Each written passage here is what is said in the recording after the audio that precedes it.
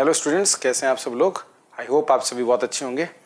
तो CET paper 3 के solutions कर रहे हैं हम लोग। इंग्लिश के सेक्शन के सॉल्यूशंस स्टार्ट करते हैं। देखिए, सबसे पहला जो आपका क्वेश्चन है वो है ये, the gypsies had left the village a few days ago. इस क्वेश्चन के अंदर आपको ये जो हैड लेफ्ट वाला हिस्सा है आपको दिख रहा होगा, अंडरलाइंड है। अंडरलाइंड है, इसका मतलब ये है, ये इंस्ट्रक्शंस जो मैं आपको बोल रहा हूँ ये क्वेश्चन पेपर में लिखे होंगे। हेड लेफ्ट को अगर अंडरलाइन किया है तो इसका अर्थ ये है कि अगर यह हिस्सा अगर आपको लगता है कि ग्रामेटिकली सही है इस सेंटेंस में, तो आप चुनेंगे किसको? डी को। अगर आपको लगता है गलत है तो फिर आपको ए, बी और सी में से किसी एक ऑप्शन को चुनना होगा। अब अपने ग्रामर के आधार पे, अपने ग्रामर की नॉलेज के आधार पे इस क्वेश्चन का हमें आंसर देना है। देखा जाए, जो चीजें नोटिस करने वाली है यहाँ पे वो ये है कि हम यहाँ पे जो टेंस यूज कर रहे हैं वो है पास्ट परफेक्ट। टेंस जो यूज कर रहे हैं वो है कौन सा? Past perfect. आपको ये बात पता होनी चाहिए, पास्ट परफेक्ट की स्ट्रक्चर हेड प्लस V3 होती है। और अगर इस सेंटेंस को ध्यान से देखेंगे तो बाकी की चीजें इतनी इंपॉर्टेंट नहीं है जितना इंपॉर्टेंट ये वर्ड है। ये वर्ड इनफ है इस क्वेश्चन को सॉल्व करने के लिए। यहाँ लिखा हुआ है अगो। अगो को हम ऑफलाइन क्लासेस में पढ़ते हैं, एक पास्ट टेंस का कीवर्ड माना जाता है। अगो को पास्ट टेंस का कीवर्ड माना जाता है। पास्ट टेंस का कीवर्ड। कीवर्ड का मतलब होता है ये अगर यूज हुए हैं सेंटेंस में तो कहीं ना कहीं ये वाला फिर टेंस है ना, ये टेंस जो है वो हमें सेंटेंस में दिखना चाहिए। अगर ये यूज हुआ है सेंटेंस में तो ये वाला ही टेंस होना चाहिए। अच्छा, लेकिन जब हम बात करते हैं पास्ट टेंस की तो पास्ट टेंस एक तो होते नहीं भाई। पास्ट टेंस में पास्ट सिंपल भी आता है, पास्ट कॉन्टिन्यूस भी आता है, पास्ट परफेक्ट भी आता है और पास्ट परफेक्ट कंटिन्यूस भी आता है। ये मतलब एक तरीके से हम कह सकते हैं 4 टेंस होते हैं, राइट, जिनमें से नो डाउट जो प्रेफरेंस है वो ज्यादातर क्वेश्चंस में दी जाती है पास्ट सिंपल को। तो बहुत से स्टूडेंट ये आंसर चुनने की कोशिश करेंगे कि ये पास्ट सिंपल है, वर्ब की सेकंड फॉर्म लिखी हुई है, लेकिन यहीं वो सबसे बड़ी गलती कर देंगे क्योंकि इस क्वेश्चन का आंसर नो इंप्रूवमेंट है। गाइस, हम इस बात को पढ़ते हैं कि अगो पास्ट टेंस का कीवर्ड है। पास्ट टेंस का कीवर्ड होने का अर्थ है कि ये सारे टेंसेस में यूज किया जा सकता है, राइट। अगर ये सारे टेंसेस में यूज किया जा सकता है तो इसे पास्ट परफेक्ट में भी यूज किया जा सकता है। जब ये समझ लेते हैं तो सर सी गलत है, सी गलत नहीं है, सी भी सही है, लेकिन जब डी सही है यानी कि डी ऑप्शन को सही मानना ही पड़ेगा हमें, क्योंकि ये पास्ट परफेक्ट जब सही है तो फिर हमें सी की बात करने की बारी ही नहीं है हमें। अगर आपको मेरी बात समझ में आई है तो फिर कमेंट में जरूर लिखिएगा कि हाँ समझ में आई है, अगर नहीं समझ में आई है तो लिखिएगा कि नहीं समझ में आई है। बढ़ते हैं नेक्स्ट क्वेश्चन की तरफ। If I had the money I would have bought the house. तो यहाँ पे ये हिस्सा ब्लैंक का, सॉरी अंडरलाइन दिख रहा है आपको। इसका अर्थ है कि ये इम्प्रूव किया जा सकता है और वो जो हिस्सा है वो इम्प्रूव नहीं किया जा सकता। यहाँ पे सबसे बड़ी बात यही है कि आप इस बात को रियलाइज कर लें कि अंडरलाइंड हिस्से के अलावा जो हिस्सा लिखा हुआ है वो इम्प्रूव नहीं किया जा सकता। उस हिस्से के अंदर आप देख रहे हैं लिखा है would plus have plus V3। Guys, अगर आप कंडीशनल्स अच्छे से पढ़ चुके हैं तो आप जानते हैं कि कंडीशनल्स की जो स्ट्रक्चर है वो होती है कुछ ऐसी, if plus subject plus had plus V3 plus subject. उसके बाद में अगला हिस्सा जो इधर आ जाएगा सब्जेक्ट और इधर आ जाएगा क्या? ऑब्जेक्ट। ये कॉमा यहाँ पे लग जाता है। ये इस तरह की स्ट्रक्चर है। ये कौन सा कंडीशनल है सर? ये पास्ट का कंडीशनल है भाई। ये कौन सा कंडीशनल है? ये पास्ट का कंडीशनल। सबको पता है। अब मैं ज़्यादा टाइम नहीं वेस्ट करते हुए इस कंडीशनल के अंदर चीज़ों को पुटअप करता हूँ फटाफट से और चीज़ें जो आंसर है उसकी तरफ मैं बढ़ता हूँ। देखेंगे इफ के बाद में होना चाहिए क्या? सब्जेक्ट, सब्जेक्ट है। होना चाहिए हैड, हैड है। होना चाहिए वर्ब की थर्ड फॉर्म। आप देखोगे यहाँ पे वर्ब की थर्ड फॉर्म नहीं है। आप कहोगे सर ये मनी है ना? नहीं, मनी तो ऑब्जेक्ट है। मनी तो क्या है? ऑब्जेक्ट है। यहाँ थर्ड फॉर्म नहीं है। और यहाँ पे जो थर्ड फॉर्म है ना गाइस, वो बड़ी ही कमाल की है। यहाँ जो थर्ड फॉर्म है वो बड़ी ही कमाल की है, वो है हेड खुद, राइट। तो इस कारण से ये जो क्वेश्चन है, ये क्वेश्चन का हमारा आंसर हो जाएगा if I had the money. ये वाला हमारा आंसर होगा। ये वाला ही क्यों होगा सर हमारा आंसर? क्योंकि देखो हेड के साथ थर्ड फॉर्म सिर्फ एक इसी ऑप्शन में, बाकी आप ऑप्शंस देख लो, बाकी किसी ऑप्शन में नहीं है। इनफैक्ट जो हमें दिया हुआ है उसके अंदर सिर्फ हेड है। तो सर हेड से अकेले से काम नहीं चलेगा। नहीं, आपके पास हेड भी होना चाहिए और थर्ड फॉर्म भी होनी चाहिए। Third form sir had he क्यों लगा रहे हैं? क्योंकि यहाँ पे जो मीनिंग है वो यही रिक्वायर्ड है कि अगर कोई चीज़ मेरे पास होती, उसकी बात की जा रही है, पैसे मेरे पास होने की बात मैं कर रहा हूँ। पास में कोई चीज़ होती है तो उसके लिए जो वर्ड यूज़ होता है वो होता है हैव। पास में अगर कोई चीज़ होती है तो उसके लिए हम जो वर्ड यूज़ करते हैं वो कौन सा यूज़ करते हैं भाई? हैव। हैव जो है इसकी फर्स्ट फॉर्म होती है हैव, इसकी सेकंड फॉर्म होती है हैड, और इसकी थर्ड फॉर्म होती है क्या? Once again had. तो ये थर्ड फॉर्म वाला हैड इस जगह पे लिखा हुआ है, और ये वाला जो ये एक मिनट रुकेगा, ये जो हैड है ये लिखा हुआ है। तो आपको समझ में आ गया होगा कि इस थर्ड फॉर्म के लिए जो हेड है वो तो ये वाला है, और ये जो हेड है ये यहाँ पे इसमें है। इस कारण से हमारे क्वेश्चन का आंसर हो जाएगा सी। देखते हैं नेक्स्ट क्वेश्चन देखेंगे गाइस। तो just a minute. James is teaching in this college since June this year. James is teaching in this college since June this year.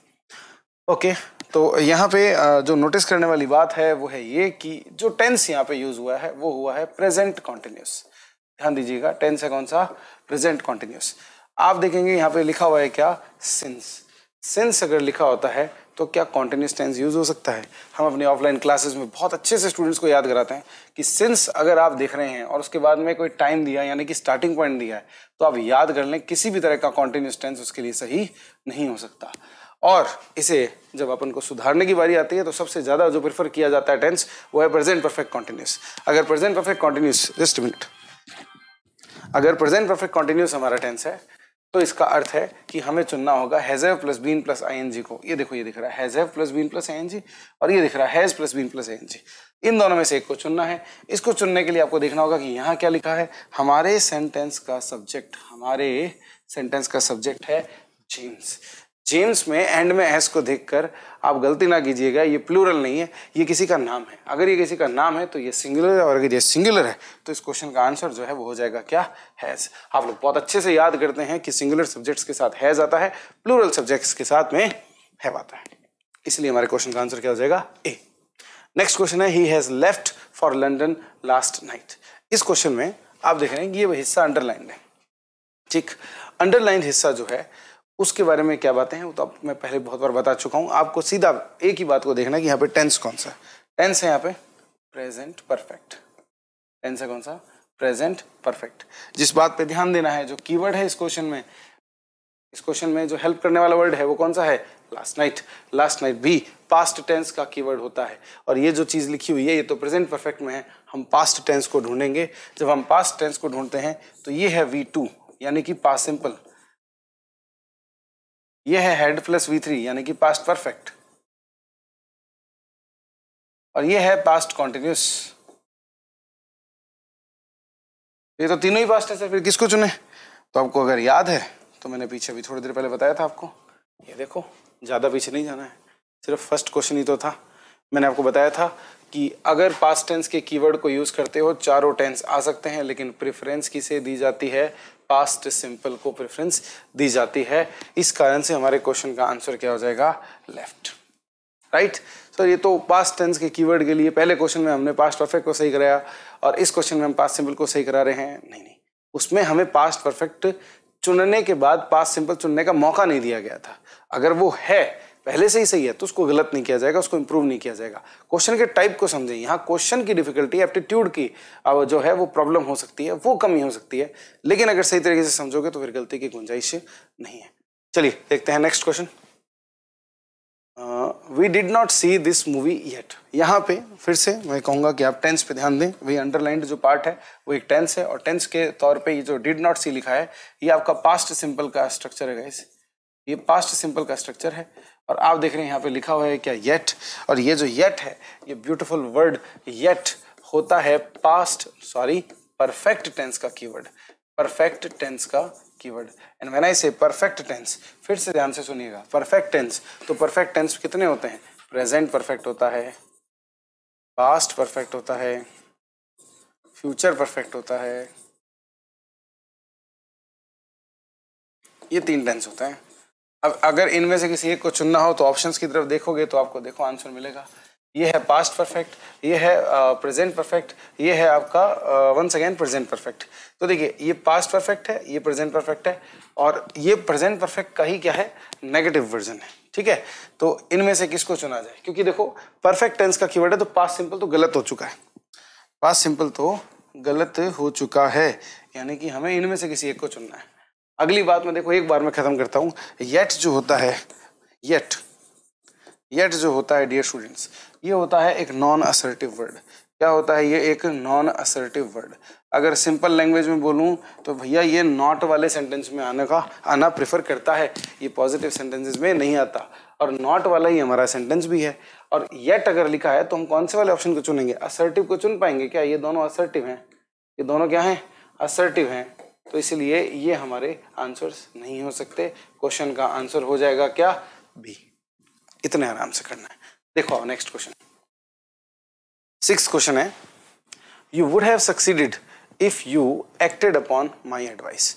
चलो ठीक है, if you would have succeeded if you acted upon my advice. अगर आपने notice किया हो, यहाँ आपको ये वर्ड दिखना चाहिए, ये चमत्कारी वर्ड अगर दिख जाता है तो समझ जाओ कंडीशनल्स हैं। अगर कंडीशनल्स हैं तो आपको पता होना चाहिए कि कंडीशनल्स की स्ट्रक्चर क्या होती है भाई।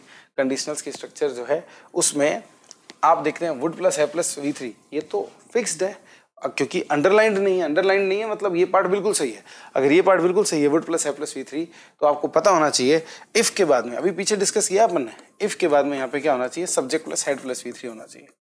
इफ के बाद में यहाँ पे subject plus head plus V3 होना चाहिए।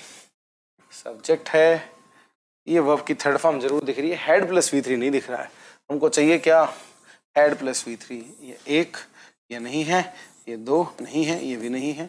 इस क्वेश्चन का आंसर हो गया हैड एक्टेड। इस क्वेश्चन का आंसर क्या हो गया है, हैड एक्टेड। आई होप आपको ये समझ में आया होगा, पीछे वाले ही कॉन्सेप्ट पर बेस्ड था। अब यहाँ लिखा है क्या, Why did you not spoken to me earlier? देखिए मैं अपनी क्लासेस के अंदर जब स्टूडेंट्स को पढ़ाता हूँ तो एक बात मैं उनको अच्छे से रटवा देता हूँ कि डिड के साथ में हमेशा वर्ब की क्या आती है भाई, फर्स्ट फॉर्म आती है। ये तो थर्ड लिखी है तो ये तो गलत है, डी ऑप्शन पहले डिलीट मार दो, पहले ही डिलीट कर दो, भर मत देना, डिलीट करना है। और फिर डिड के साथ में फर्स्ट फॉर्म ढूंढने निकलोगे तो यहाँ पे ये जो लिखा है ये सेकंड फॉर्म है, इसको डिलीट करो। डिड के साथ में फर्स्ट फॉर्म यहाँ दिख तो रही है, और डिड के साथ में यहाँ भी क्या दिख रही है, फर्स्ट फॉर्म दिख रही है। ये कोई पॉसिबल स्ट्रक्चर ही नहीं है, इसलिए इस क्वेश्चन का सीधा सीधा आंसर क्या हो जाएगा, ये हो जाएगा। यू डिड द स्पीक कुछ नहीं होता बाबा, आप सीधे सीधे अगर आप असर्टिव सेंटेंस बना भी रहे हैं तो उसमें सब्जेक्ट के ठीक बाद में वर्ब आ जाती है, पास्ट सिंपल के अंदर यू स्पोक होता है। अगर यहाँ यू स्पोक लिखा होता तो यहाँ पे फिर भी एक अलग बात होती, और ऐसा यहाँ पे कुछ भी नहीं दिया हुआ है। तो इस कारण से हमारे क्वेश्चन का आंसर क्या हो जाएगा, ये। एक और आप तरीका यहाँ पे यूज कर सकते हो दूसरे किसी ऑप्शन को डिलीट करने का, वो ये है कि क्योंकि आप वाई से सेंटेंस को स्टार्ट होता है देख रहे हो, लास्ट में क्वेश्चन मार्क देख रहे हो, मतलब ये स्ट्रक्चर किस तरह की है, ये स्ट्रक्चर है इंटरोगेटिव। बोलो मेरे साथ कौन सी, इंटरोगेटिव। इंटरोगेटिव क्या होता है, प्रश्नवाचक। प्रश्नवाचक का अर्थ क्या होता है, प्रश्नवाचक का अर्थ जिसमें प्रश्न पूछा जाता है, और जिसमें प्रश्न पूछा जाता है ना, ये बात तो याद कर लो कि इंटरोगेटिव क्या होती है, प्रश्नवाचक होता है। ये तो बात याद कर ही लो। एक बात और याद कर लो कि जब भी आप इंटरोगेटिव स्ट्रक्चर को लिखोगे उसमें सब्जेक्ट जो है वो हेल्पिंग वर्ब के बाद लिखा जाता है। इस क्वेश्चन में आपको ये सब्जेक्ट दिख रहा है, ये हेल्पिंग वर्ब दिख रहा है, ये तो कहीं से नहीं है भाई, वैसे तो गलत ही है, कुछ है ही नहीं है, लेकिन फिर भी अगर आपको डाउट हो जाए एक कॉन्सेप्ट से नहीं तो दूसरा कॉन्सेप्ट आपके पास तैयार है आपको मदद करने के लिए। चलिए देखते हैं नेक्स्ट क्वेश्चन। 7th के बाद में बारी आ जाती है 8th की। Had the police not reached there in time the bandits dash him. यहाँ पे हमें पूछा गया है कि इस हिस्से के अंदर क्या भरा जाए। मैं बार बार एक ही बात कहता हूँ, क्वेश्चन के टाइप से आपको कुछ चीजें पहले से पता होनी चाहिए। अगर यहाँ पे ब्लैंक दिया ना तो इसका अर्थ है कि बाकी का हिस्सा सही है, और वो बाकी का हिस्सा देखो आपको हेल्प करेगा। ये जो बाकी का हिस्सा है इसमें लिखा हुआ है head plus subject plus not plus V3। अगर ये चीज आपको दिख गई है ना तो आपको पता होना चाहिए कि इसका जो दूसरा पार्ट है यानी कि दूसरा क्लॉज है, ये क्लॉज इसमें आपको दिखना चाहिए क्या, वुड प्लस है प्लस V3। अगर स्ट्रक्चर्स याद हैं तो फिर आप 1 मिनट भी नहीं रुकने वाले। मैं बता रहा हूँ आपको, head plus subject plus not plus V3 अगर आपको दिख गया तो दूसरा पार्ट क्या होना चाहिए, would plus head plus would है प्लस V3। हम यहाँ पे जब देखने निकलते हैं कि यहाँ पे वुड प्लस है प्लस V3 किसी ऑप्शन में है क्या, तो आपको दिखता है सिर्फ एक ही ऑप्शन, और वो है कौन सा, डी। राइट, क्लियरली देख सकते हैं, वुड है, हैव है, और वर्ब की थर्ड फॉर्म भी है, बाकी किसी में भी नहीं है। विल नहीं होगा, विल ला ही नहीं सकता यहाँ पे। इस कारण से इस क्वेश्चन का आंसर क्या है हमारा, वुड प्लस है प्लस V3। तो कॉन्सेप्ट समझ में आया आपको, चलिए बहुत अच्छे। They told me that he dash in Jaipur. Fine, चलिए देखते हैं। सीक्वेंस ऑफ टेंस का क्वेश्चन है, 1 मिनट में खत्म करते हैं इसको। फिर से वही बात कहूंगा, ब्लैंक है मतलब बाकी का सारा हिस्सा सही है। अगर बाकी का सारा हिस्सा सही है तो ये सही है, ये सही है। और अगर मैं आपसे पूछूं ये टेंस कौन सा है, तो ये पास्ट सिंपल है। सर कैसे पता चला पास्ट सिंपल है? आप देखो यहाँ पे सब्जेक्ट के ठीक बाद में सेकंड फॉर्म आई हुई है, सब्जेक्ट के ठीक बाद में सेकंड फॉर्म आई है, फर्स्ट तो नहीं है, फर्स्ट तो नहीं है। आप जानते हैं टेल होती है फर्स्ट फॉर्म, फर्स्ट फॉर्म क्या होती है? टेल होती है। और ये सेकंड फॉर्म है, अगर ये सेकंड फॉर्म है तो ये पास्ट सिंपल टेंस है। और अगर यहाँ पास्ट सिंपल टेंस है ना, तो इसके बाद में अब प्रेजेंट और फ्यूचर नहीं आ सकता है, अब प्रेजेंट और फ्यूचर नहीं आ सकता है, इसलिए ये भी गलत है। जस्ट अ मिनट, ये भी गलत है। अब रह गए ये दोनों ऑप्शन, ये पास्ट के हैं, इसमें वर्ब भी है और इसमें वॉज भी है। अब आपको यहाँ सिंपली अपने सेंटेंस के सब्जेक्ट को देखना है। सब्जेक्ट बेचारा आपका सिंगुलर है तो उसको सिंगुलर ही उसकी वर्ब पकड़ा दो। क्यों बेचारे को परेशान कर रहे हो? वर आंसर नहीं होगा, क्या आंसर हो जाएगा? वॉज आंसर हो जाएगा। समझे? नेक्स्ट देखो, she is preparing for this examination since 2004। अभी थोड़ी देर पहले किया है, चाहो तो दिखा दूं तुमको। देखो ये देखो, 1 मिनट पहले किया है, ये वाला क्वेश्चन ऐसा ही। ये देख रहे हो यहाँ पे सिंस लिखा है, देख रहे हो? और यहाँ पे टेंस कौन सा था? प्रेजेंट कॉन्टिन्यूस था, गलत कर दिया था अपन ने। सही किसको चुना था? ये वाला टेंस याद है कौन सा है? ये टेंस है प्रेजेंट परफेक्ट कॉन्टिन्यूस। बोलो मेरे साथ, कौन सा tense? Present perfect continuous. Structure याद करके जाओ, has have plus been plus ING.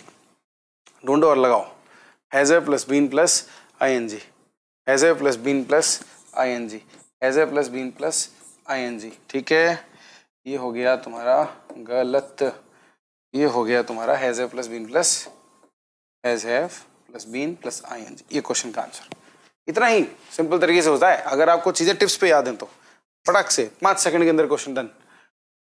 Next देखते हैं, ये choose the word that has similar meaning to the given word. ठीक है भाई, यहाँ पे कहा गया है कि उस वर्ड को चुने, choose the word that has similar meaning, जिसका सिमिलर मीनिंग हो किससे?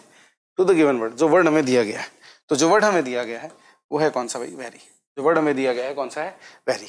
वेरी का ना अर्थ ही होता है बहुत ही अपन कह सकते हैं ऐसा पर्सन जिसने बहुत ध्यान लगा रखा हो, अपने काम के अंदर बहुत ध्यान लगा रखा हो, उस तरह के लोग को, उस तरह के इंसान को क्या कहेंगे? आइए हम एक बार जरा क्वेश्चन देखते हैं अपना। क्वेश्चन में हमें जो ऑप्शंस दिए गए हैं वो है कौन से?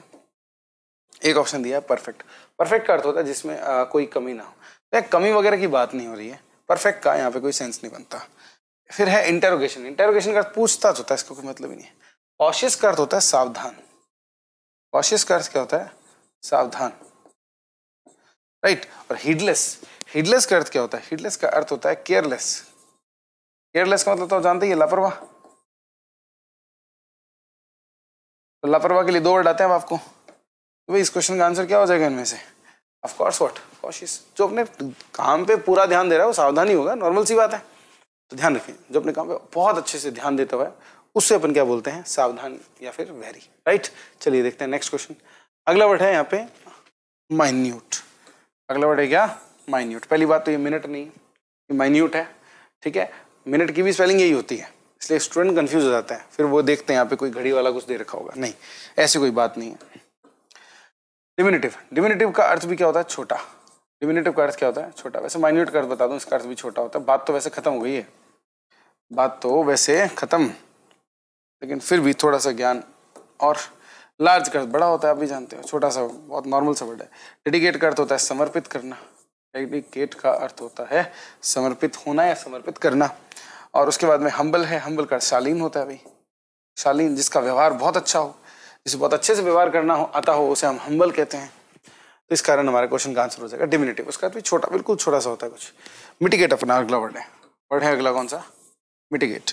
और जब आप कहते हैं मिटिगेट हमारा अगला वर्ड है, तो इसके मीनिंग्स देखते हैं। आइए, मिटिगेट का अर्थ होता है, अगर मान लीजिए कोई ऐसी सिचुएशन है जो बड़ी ही एक्सट्रीम हो गई है, तो उसको शांत करना, यानी कि किसी भी तरीके से किसी चीज को पैसिफाई करना, यानी शांत करना, कम करना, उसके जो उसका एक्सट्रीम इफेक्ट है उसको डिक्रीज करना, कम करना, नीचे लाना, उसके ग्राफ को नीचे लाना, किसी तरीके से स्केल को नीचे लाना, उसे अपन क्या बोलते हैं? मिटिगेट करना बोलते हैं। सिचुएशन को बेहतर बनाना, राइट। सिचुएशन को बेहतर बनाना, बेटर द सिचुएशन।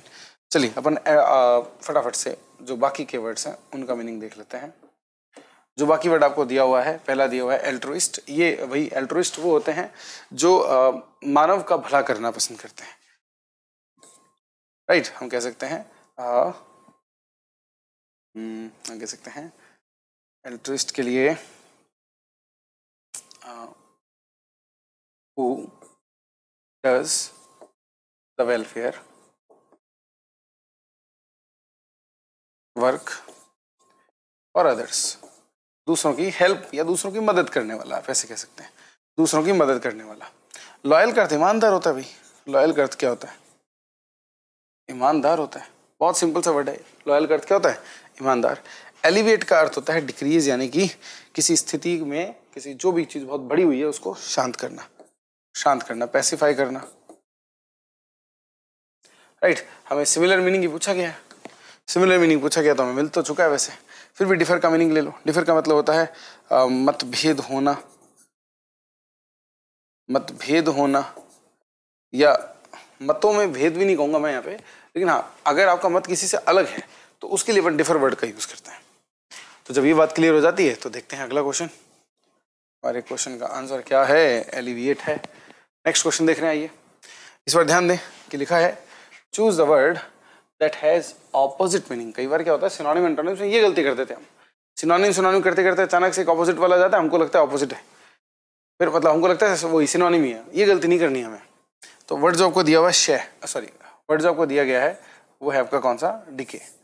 डिके का अर्थ होता है हिंदी में क्षय करना, क्षय होना। क्षय होना का अर्थ होता है कहीं ना कहीं किसी चीज का कम होना, खत्म होना, धीरे धीरे, धीरे धीरे खत्म होना, धीरे धीरे खत्म होना।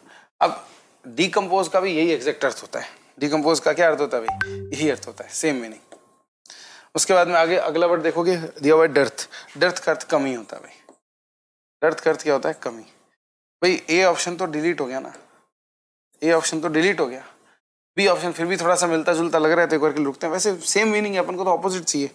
अगला वर्ड दिया क्या? प्योरीफाई। प्योरीफाई का अर्थ होता है किसी चीज को प्योर बनाना, यानी कि शुद्ध बनाना।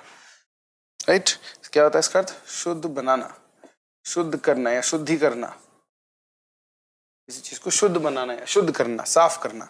फ्लरिश का अर्थ होता है फलना फूलना। फ्लरिश का अर्थ होता है फलना फूलना। राइट, ये फ्लरिश का अर्थ है। तो भाई उल्टा कौन सा है भाई? क्षय होना, क्षय करना या धीरे धीरे खत्म होने का उल्टा क्या होगा? फलना फूलना। बिल्कुल, कौन सा होगा? फलना फूलना। ये हमारे क्वेश्चन का आंसर हो गया, डी। चलिए देखते हैं next question. Choose the word that has opposite meaning. फिर से वही अपोजिट मीनिंग है, ध्यान रखें, गलती ना करें। Choose the word that has opposite meaning. Word दिया हुआ आपको कौन सा? वेरासिटी। कौन सा वर्ड दिया हुआ है? वेरासिटी। वेरासिटी का अर्थ क्या होता है? सच बोलने की क्वालिटी। इस बात को याद रखेंगे, ये बहुत अच्छा वर्ड है और बहुत इजीली दिमाग में से निकल जाता है, इसलिए याद होना चाहिए इसका हिंदी मीनिंग। वेरासिटी का अर्थ क्या होता है? सच बोलने की क्वालिटी। आपके अंदर जो एक ऐसी क्वालिटी है जिसके कारण आप सच बोलते हैं उसे हम क्या बोलते हैं? वेरासिटी। ठीक है, सच बोलने की क्वालिटी का उल्टा ढूंढना भी। पॉल्यूट का अर्थ होता है खराब करना। पॉल्यूट का अर्थ होता है खराब करना, दूषित करना, खराब करना या दूषित करना। इलेक्ट्रिसिटी आप जानते हो बिजली होता है। डिसीट का अर्थ क्या होता है? डिसीट, डिसीट का अर्थ होता है चालाकी। डिसीट का अर्थ क्या होता है? चालाकी, बेईमानी, बेईमानी। राइट, और डिस्टॉर्ट का अर्थ क्या होता है? बिगाड़ना। डिस्टॉर्ट का अर्थ क्या होता है? बिगाड़ना। तो आप इनमें से कौन से को चुनेंगे भाई? इनमें से कौन से को चुनेंगे? सच बोलने की क्वालिटी का उल्टा क्या होगा? ऑफ कोर्स क्या होगा? डिसीट, चालाकी यानी बेईमानी। सच बोलने की क्वालिटी एक अच्छी क्वालिटी होती है और बेईमानी आपको जानते हैं उसका ठीक उल्टा ही हो गया। किसी से बेईमानी करना, किसी को चीट करना ही तो है यार। चीट कैसे किया जाता है? झूठ बोल के किया जाता है। तो हम कहीं ना कहीं कह सकते हैं कि ये इसका उल्टा हो जाएगा, ऑपोजिट मीनिंग दे रहा है। ये हमारा आंसर हो जाएगा। डिस्टॉर्ट करना बिगाड़ना होता है, ध्यान रखें। डिस्टॉर्ट का भी क्लोज है, आपको लग सकता है कि ये इसका आंसर होगा, लेकिन हम यहाँ पे कुछ ऐसा लिख नहीं रहे कि सच को ही बिगाड़ा जा रहा है। सच को बिगाड़ने की बात हो रही होती है यहाँ पे, तो विदाउट एंड डाउट अपन चुन लेते हैं किसको? डी को। चलते हैं, देखते हैं नेक्स्ट क्वेश्चन। अच्छा, तो नेक्स्ट क्वेश्चन हमारा जो है वो है एक पैसेज। भाई आपके एग्जाम के अंदर एक पैसेज जो है वो भी आने के पूरे चांसेस हैं, तो उसको ध्यान में रखते हुए आपके सीईटी के पेपर के अंदर एक पैसेज भी दिया गया था। मैं थोड़ा साइड खड़े होकर आपको ये पूरा पैसेज पढ़ के बताता हूँ और इसे कैसे सॉल्व करना है बताता हूँ। आई होप आपको ये क्लियरली विजिबल होगा। इन केस ना हो आप जरूर कमेंट करें।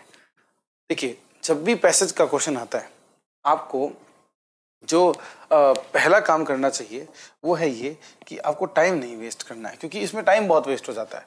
तो इसमें इसीलिए आपका जो पहला काम होता है वो होता है कि आप फर्स्ट लाइन जो इसमें पहली लाइन दी हुई है, पहला सेंटेंस जो दिया हुआ है उसको और लास्ट सेंटेंस को एक बार थोड़ा पढ़ लें, एक बार बस पढ़ लें उसको फटाफट से, ठीक है। उसके बाद जो आगे इसके क्वेश्चंस आएंगे, आप जानते हैं कॉम्प्रिहेंशन में क्वेश्चंस आते हैं, इसके अंदर जो क्वेश्चंस आएंगे उन क्वेश्चंस के अंदर आपको क्या करना है, आपको कुछ बातों को पढ़ के याद करना है। एक क्वेश्चन को पढ़ोगे, याद करोगे, वापस पैसेज में आओगे, ढूंढोगे। ये तो होता है देखो फास्ट तरीका, तेज तरीका। कन्वेंशनल तरीका तो वही है कि आप पहले आराम से पूरे पैसेज को पढ़ें, फिर उसके बाद में जो क्वेश्चंस हैं उनको देखें, क्वेश्चंस में से चीजें ढूंढें, समझें और उसको समझ के फिर अपने वापस से पैसेज में आके ढूंढें, जो कि थोड़ा सा टाइम टेकिंग है। बट कोई बात नहीं, अगर अपना एग्जाम की बात की जाए तो अपने एग्जाम के अंदर इनफ टाइम होता है हमारे पास में इंग्लिश के सेक्शन को अटेम्प्ट करने के लिए। हाँ, अगर आप ये है कि टाइम बचाना चाहते हैं तो आप विदाउट एनी डाउट जो पहली वाली मेरी अप्रोच थी उससे आप आगे बढ़ें। अपन पहली वाली अप्रोच से इसको सॉल्व करेंगे। आइए देखते हैं। पहली लाइन लिखी है, to write well you have to be able to write clearly and logically. सही लिखने के लिए, टू राइट वेल का अर्थ क्या होता है, सही लिखने के लिए। You have to be able, आपको होना होगा, टू राइट आपको होना होगा लायक, किस चीज के लायक, टू राइट यानी कि लिखने के, क्लियरली एंड लॉजिकली। क्लियरली मतलब साफ तरीके से, लॉजिकली मतलब जिसमें लॉजिक हो यानी कारण हो। And you can not do this, और आप ये नहीं कर सकते अनलेस, अगर आपने क्या नहीं किया, you can think clearly and logically. अगर आप क्या नहीं कर सकते, अगर आप क्लियरली और लॉजिकली सोच नहीं सकते, राइट, देख रहे हैं, अगर आप क्लियरली और लॉजिकली सोच नहीं सकते तो आप क्लियरली लॉजिकली लिख नहीं सकते हैं। ये यहाँ पे इसने बात कही है। हमने कहा ठीक है, कुछ लिखने विखने से रिलेटेड हमारा पैसेज है, आओ फटाफट से देख लेते हैं लास्ट वाली लाइन क्या है। लास्ट वाली लाइन अपन यहाँ से पढ़ रहे हैं, ठीक है। Someone said that writing is 90% hard work and 1% 99% hard work and 1% inspiration। मतलब ये कह रहा है कि किसी ने कहा है कि जो राइटिंग एक जो स्किल होती है, एक स्किल के बारे में बात हो रही है, आप भी क्लियरली समझ पा रहे होगे। राइटिंग जो एक स्किल होती है वो 99% तो हार्डवर्क है और 1% वो क्या है, एक इंस्पिरेशन है। मतलब इंस्पिरेशन का जो हिस्सा है वो सिर्फ 1% है, बाकी सिर्फ राइटिंग जो है वो क्या होती है, हार्डवर्क होता है, मेहनत होती है। यहाँ पे बोलने की कोशिश की गई है। हम आगे की बात पढ़ना इतना जरूरी नहीं समझते, हम डायरेक्ट आते हैं क्वेश्चन पे।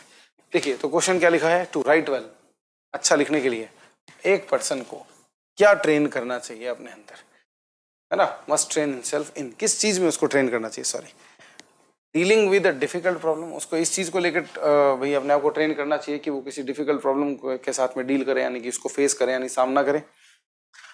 नॉट लिविंग एनीथिंग आउट, कि वो उसको ये ध्यान रखना चाहिए, उसको इस चीज को लेकर अपने आप को ट्रेन करना चाहिए कि वो किसी भी चीज को बाहर ना छोड़े। थिंकिंग क्लियरली एंड लॉजिकली, या फिर उसको लॉजिकली और क्लियरली लिखना आता हो, सॉरी लिखना के लिए उसको क्या आता हो, सोचना आता हो। Following step by step approach, या फिर उसको अपने आप को किस चीज में ट्रेन करना चाहिए कि वो एक जो स्टेप बाय स्टेप अप्रोच होती है उसको फॉलो करे। थोड़ा बहुत बताने के बाद ही आपको समझ में आ जाता है कि हमने पहली ही लाइन में इस बात को पढ़ा था, हमें पैसेज पढ़े बिना सिर्फ आधा जो फर्स्ट की लाइन पढ़ी थी उसमें ही देखो हमें क्वेश्चन का आंसर मिल गया। आपके कॉम्प्रिहेंशन के क्वेश्चन ज्यादातर इतने ही ईजी आते हैं। चलिए देखते हैं next question. Initially it is different to write because, initially लिखना जो है वो डिफिकल्ट होता है क्योंकि, ये हमारा क्वेश्चन है। हम ऑप्शंस देख लेते हैं एक बार। डिक्शनरी नहीं होती है, राइट, क्या पूछा गया है, डिक्शनरी नहीं होती है ना, dictionary is not used. Ideas occur without any sequence, ये जो आइडियाज हैं जो दिमाग में आते हैं, अकर का अर्थ होता है आना, अकर का अर्थ होता है आना और होना, तो आते हैं जो दिमाग में विदाउट एनी सीक्वेंस आते हैं, यानी कि सीक्वेंस नहीं होता, उनका कोई ऑर्डर नहीं होता है कि हाँ ये वाला आइडिया उसके ठीक बाद में वही आइडिया है जो आना चाहिए। आइडियाज का सीक्वेंस नहीं होता। कभी कोई बात सोच लेते हैं अपन, मतलब जैसे एक मूवी है या ड्रामा है, तो एक तो आपका आइडिया दिमाग में आ रहा है स्टार्टिंग के बारे में और एक आइडिया आपको आ रहा है क्लाइमैक्स के बारे में, तो इससे तो फिर आप कभी इसको लिख ही नहीं पाओगे ढंग से। इसलिए ये इनिशियली ये जो है हमारे लिए ये चीज मुश्किल होती है। Okay, aids to correct writing are not known. जो करेक्ट राइटिंग के एड्स होते हैं, एड्स का अर्थ यहाँ पे हेल्प है, राइट, कि जो हेल्प है जो चाहिए होती है सही लिखने के लिए, वो जो है वो नोन नहीं है, ठीक है ना। ये यहाँ पे लिखा हुआ है, ये इसने बात ऐसे की है। Exact usage of words are not known, कि जो सही यूसेज होता है वर्ड्स का वो पता नहीं होता इनिशियली, इस कारण से ऐसा हो जाता है। चलिए देखते हैं अपने पैसेज के अंदर इससे रिलेटेड कुछ बात की गई थी क्या, कि भाई आपका देखो जो क्वेश्चन था क्या था कि इनिशियली डिफिकल्ट होता है लिखना, क्यों लिखना होता है डिफिकल्ट, वो अपन देखो पैसेज में कहीं पढ़ने की कोशिश करते हैं। क्या आपको दिख रहा है कहीं इनिशियली से रिलेटेड कुछ दिया हो। इफ यू कैनॉट डू, मैं पैसेज को कंटिन्यू कर रहा हूँ, if you cannot do this yet you should train yourself to do it.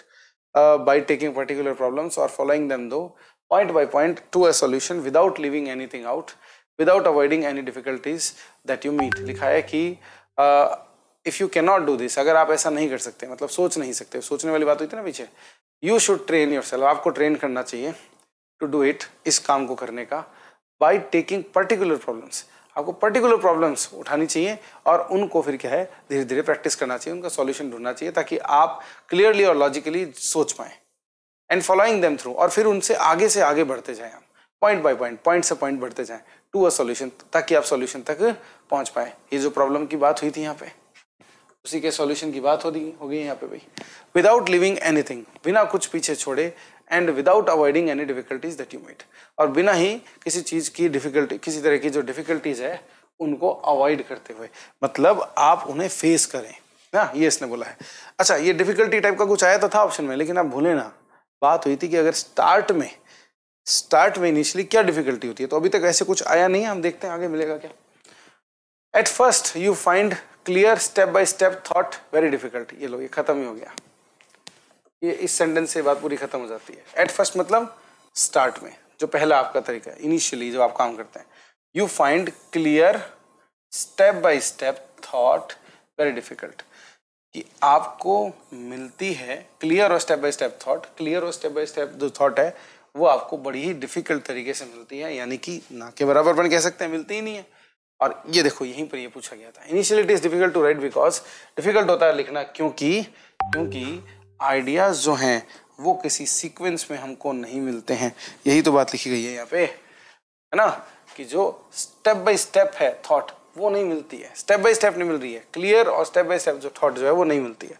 आगे और देखो लाइन, इसको आप देखोगे कि कंटिन्यू किया हुआ है. यू मे फाइंड, आप देख सकते हैं, आपको मिल सकती है एक बात, क्या, that your mind is not able to concentrate, आपका जो माइंड है वो कॉन्सेंट्रेट करने के काबिल नहीं है. सेवरल अनकनेक्टेड आइडियाज में कम अकर टुगेदर, ये देखो, सेवरल अनकनेक्टेड आइडियाज में अकर टुगेदर, एक साथ आ जाते हैं. ऐसा भी हो सकता है कि एक साथ में बहुत सारे आइडियाज आ जाएं, जिससे कि राइटिंग हम अच्छे से नहीं कर पाते. चलिए, तो ये क्वेश्चन आपने बहुत अच्छे से सॉल्व किया. 17th का आंसर आपको मिल गया. 18th की बारी है. According to the passage writing style can be improved, writing style जो है वो कैसे इंप्रूव किया जा सकता है? लॉजिकली सोचने से, साफ लिखने से, ट्रेनिंग में जाने से, या रीडिंग वाइडली, या बहुत ज़्यादा पढ़ने से. चलो देखते हैं राइटिंग स्टाइल कैसे इंप्रूव होता है, देखते हैं कुछ मिलता है क्या राइटिंग स्टाइल से रिलेटेड, फटाफट देख लेते हैं. But practice will improve your ability to concentrate on a single idea. But आप जब प्रैक्टिस करोगे तो आपका एक सिंगल आइडिया पे कॉन्सेंट्रेट करने की जो एबिलिटी है उसको इम्प्रूव क्या कर देगा? प्रैक्टिस. उसके बाद में and think about it clearly, और उस बारे में सोचने में, एंड लॉजिकली यानी कि साफ तरीके से बिना किसी गलती के, और लॉजिकली यानी कि विद रीजन के साथ में सोचने में आपको वो जो है हेल्प करेगा. In order to increase your vocabulary and to improve your style, देखिएगा, और अपने स्टाइल को इम्प्रूव करने के लिए you should read widely, you should read widely, और ये हमें अपना ऑप्शन मिल गया आंसर यहाँ पे. यू शुड रीड, अपने राइटिंग स्टाइल को सुधारने के लिए आपको क्या करना होगा? रीड वाइडली, अच्छे से बढ़िया तरीके से रीड करें. ये हमारे क्वेश्चन का आंसर देखो हमको मिल गया पैसेज में. लिखा है अगला question, famous writers have achieved success by. तो फेमस राइटर्स जो है उन्होंने सक्सेस कैसे पाई है?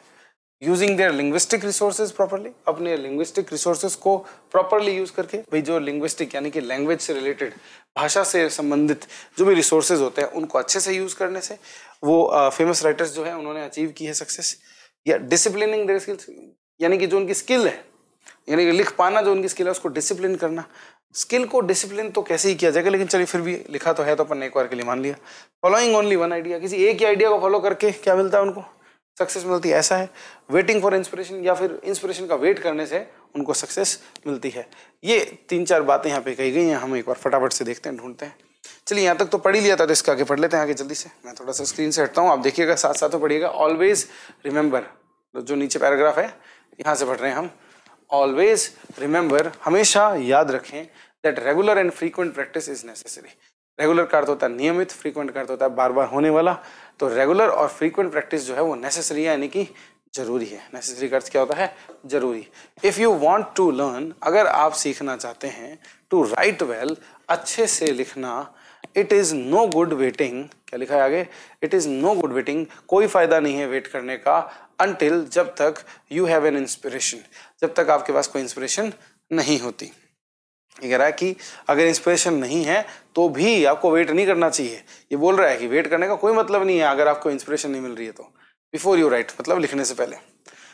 Even with the most famous writers, जो सबसे फेमस राइटर्स होते हैं, ये लो भी फेमस राइटर्स की बात हो रही है, वही हमारा क्वेश्चन था। इंस्पिरेशन इज रेयर, देखो लिखा क्या है, इंस्पिरेशन जो है वो रेयर होती है।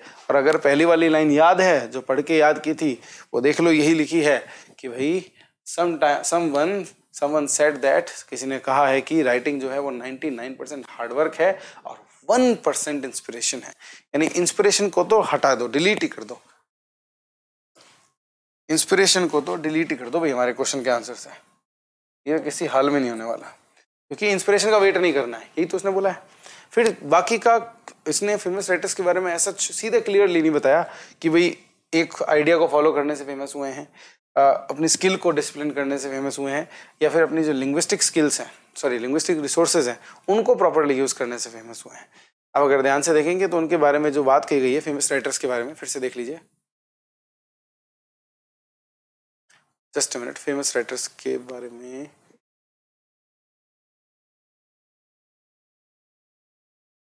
ओके, फेमस राइटर्स के बारे में क्या लिखा गया है? Even with most famous writers the inspiration is rare, बस इतनी सी बात कही गई है। और आगे हार्डवर्क को बताया गया। और अब आपको इनमें से चुनना है कि कौन सा वो हिस्सा है जो उनके हार्डवर्क की तरफ इंगित करता है। अपने आप को डिसिप्लिन करना हार्डवर्क होता है, या फिर अपनी जो लिंग्विस्टिक रिसोर्सेज को प्रॉपरली यूज करना है वो हार्डवर्क हो सकता है। भाई हार्डवर्क पे ही चीज को दबाया गया था, बाकी इसके अंदर।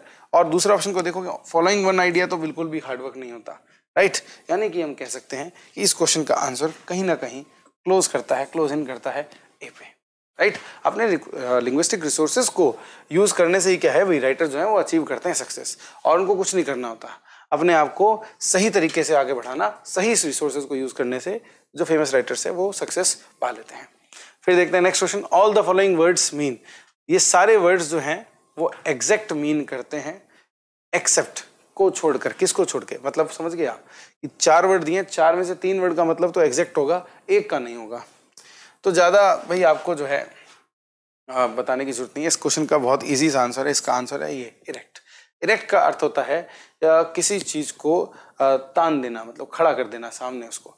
जैसे कि मान लीजिए कि कोई चीज है, उसको आपने इस पोजीशन में रख दिया है और इसको इरेक्ट कर दिया है, यानी कि आपने उसको तान दिया है। बंदूक भी अपन जो है तान देते हैं, तो वो उसको तानना कुछ और बोलते हैं, उसको तो एम करना बोल देते हैं हम एक तरीके से। लेकिन अगर किसी चीज को सामने रख दिया जाए, खड़ा कर दिया जाए, उसके लिए हम जो वर्ड यूज करते हैं वो कौन सा वर्ड यूज करते हैं? इरेक्ट। जब आपको ये समझ में आ जाता है तो एग्जैक्ट तो इसका मतलब बिल्कुल नहीं है, इसलिए ये हमारे क्वेश्चन का आंसर हो गया। यही पूछा ना, पूछा है कि एग्जैक्ट जिसका मीनिंग ना हो, ये पूछा है। और बाकी प्रिसाइज का मतलब आपका जो है वो क्या होता है? एग्जैक्ट होता है। एक्यूरेट का अर्थ भी एग्जैक्ट होता है और वेरी का अर्थ भी एग्जैक्ट होता है। चलिए, तो ये थे भाई आपके 20 क्वेश्चंस इंग्लिश के सेक्शन के। आई होप आपको ये सॉल्यूशन बड़े अच्छे से समझ में आया होगा। इन केस अगर आपको कोई डाउट है, आप लोग जरूर कमेंट करें और बताएं कि हाँ सर मुझे इस इंग्लिश के सेक्शन में इस वाले क्वेश्चन के अंदर डाउट है। आपके लिए वीडियो सॉल्यूशन वापस से दिखा दिया जाएगा। मिलते हैं नेक्स्ट क्लास में। Thank you so much guys, bye bye.